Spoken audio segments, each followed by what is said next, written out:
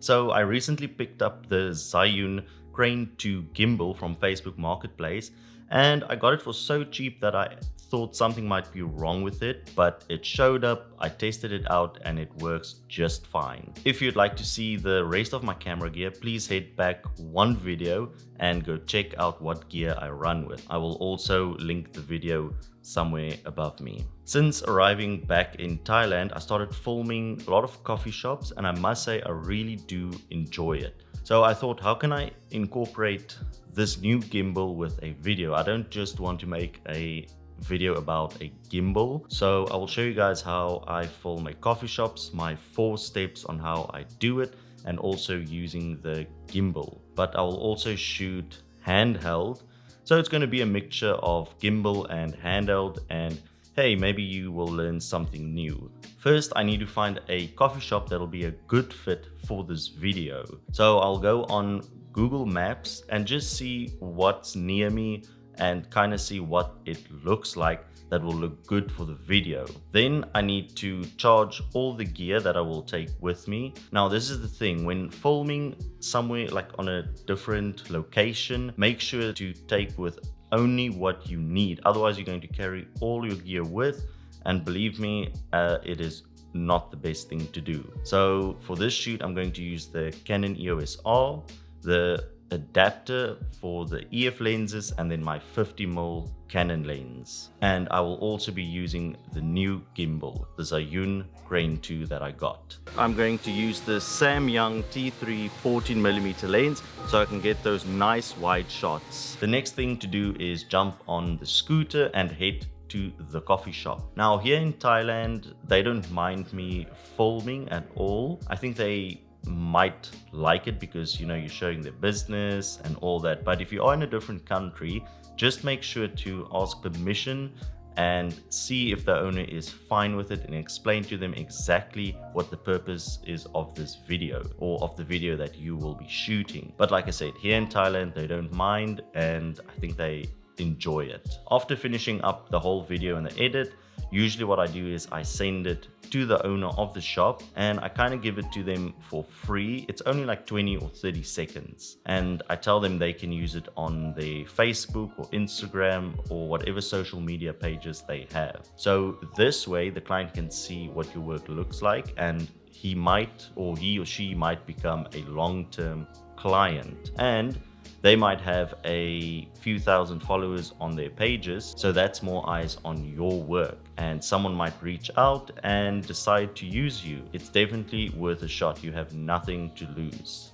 And don't be scared to go up to the owner or the manager of the shop and ask if you can film. The worst they can do is just say no, and then you just move on to the next one, and eventually someone will say yes. Next up, I will order a coffee, and while they are preparing it, I will go outside and just start filming the building and all the details outside. For a nice overview of this location, I'm going to send up the Dji Spark. After that, I will move inside the coffee shop, where I will get all the smaller details, kind of get the vibe of the place, the ambience, so that the viewer can really see what they can expect when visiting that shop if they are in that area. Also make sure to get shots of them making the coffee, because this is a coffee shop and you would like to show that in your video. Now it is important in the first 10 seconds to show the place and the name and what the video is about. Otherwise, you might lose your viewers if they are already halfway through the video and they still have no idea what is going on. If it's just a bunch of random shots of a building and people, they might lose interest and move on to the next video. So if you establish what the video is about in the first 10 seconds, you might have a higher view rate on your video. And that is exactly what I try to do in almost all of my videos. Try to get wide shots, close-ups.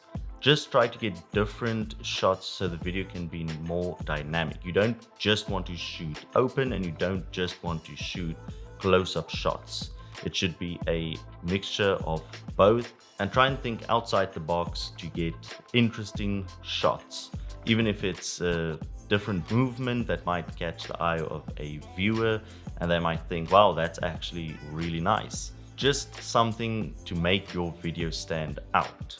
Just remember, with any video, you need to tell a story. Otherwise, it's just going to be a bunch of random clips stitched together with music, and it won't make any sense and people won't watch that. Well, you might get some, but it won't be a lot of people. So just try to remember, the video isn't just about the shots, but it's also about the story. For this video, we are telling a story about a coffee shop, moving from outside to inside, ordering the coffee, drinking it, and showing off the place. We are showing the viewer what they can expect when visiting that shop.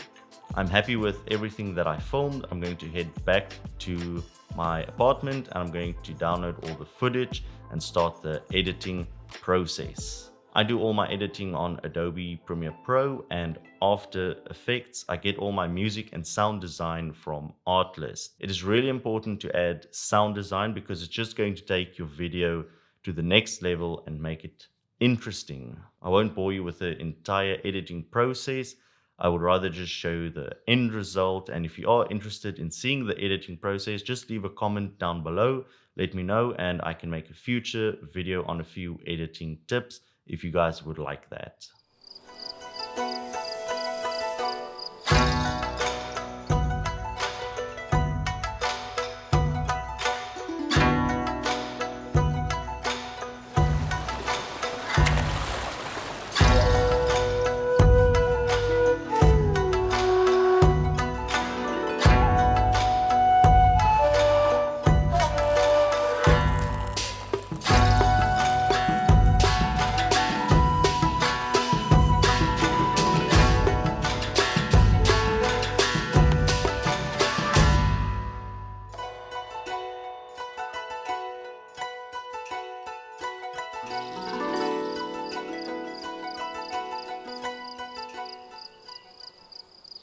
Thanks for sticking around. I really do appreciate it. Now, if you have any questions or suggestions, please drop them in the comments down below and I will get back to you guys. And that's it for this video. I will see you guys in the next video.